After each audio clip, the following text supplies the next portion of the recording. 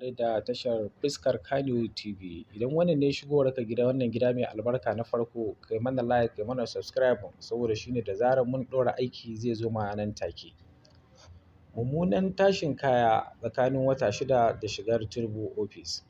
Albashin mutane a yanzu bai kaiwa ko'ina saboda tsabar hauhawar farashin kayayyaki a kasuwanni. Kayan abinci sun yi tsada tun lokacin da ake cikin kakar noma, talakawa suna rayuwa a cikin yunwa.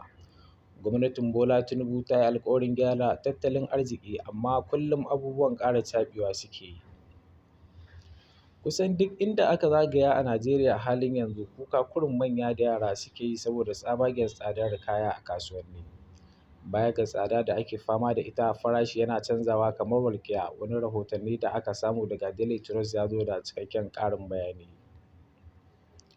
Shinkafa da sukari da fulawa sun ƙara kuɗi. Shinkafar gida ana sayar da ita kan buhunta kan Naira 47,000 a watan Janairun da ya gabata, amma yanzu ta koma kusan Naira 58,000.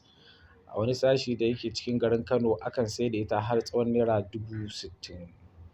Ubangiji Allah ka kawo mana sauƙi, Allah ka daidaita wannan al'amura albarkacin wannan wata. Kada ku manta kuna tare da fuskar Kannywood TV.